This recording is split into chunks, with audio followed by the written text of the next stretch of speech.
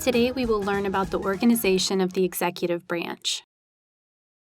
During the time of our first president, George Washington, there were only a few hundred government officials within the executive branch, because our country was still quite small both in land size and population. As our country has grown, so has the president's responsibility. Now the president needs more help. We now call the executive branch a bureaucracy. A bureaucracy is an organization of government agencies, offices, and departments.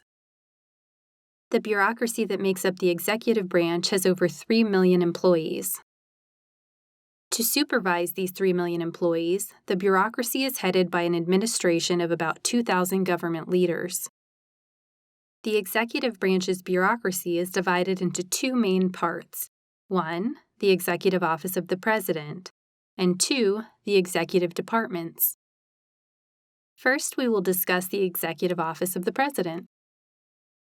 The executive office of the president includes the vice president, the White House staff, and special advisory groups, like the Office of Management and Budget and the National Security Council.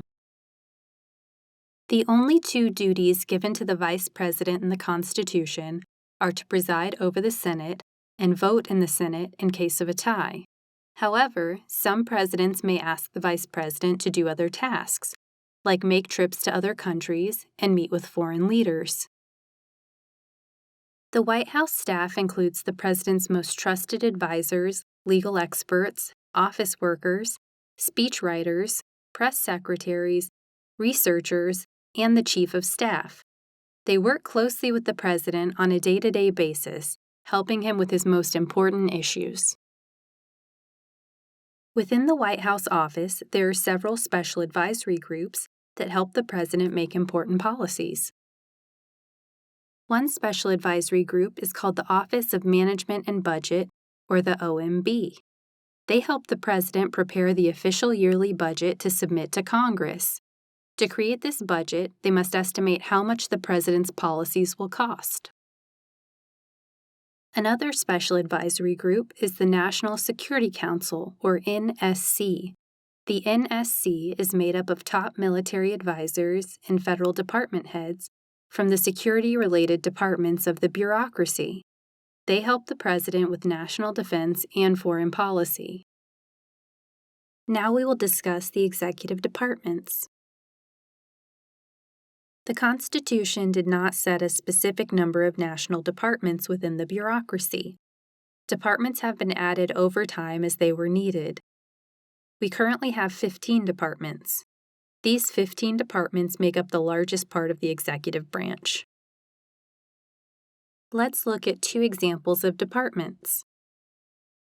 The Department of the Interior was created in 1849, and this department protects public lands, fish, wildlife, and natural resources throughout the United States.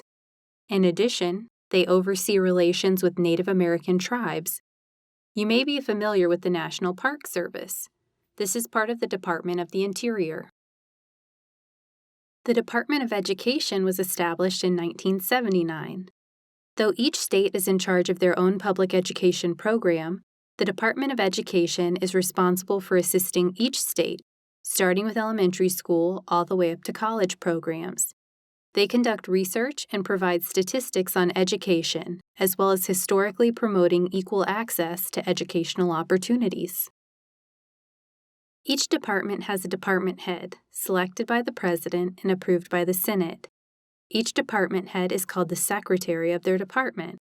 For example, the head of the Department of Education is called the Secretary of Education, and the head of the Department of the Interior is called the Secretary of the Interior. However, there are two exceptions.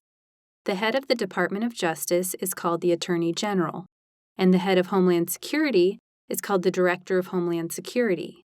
Together, these 15 department heads make up the Cabinet, an official advisory board to the President.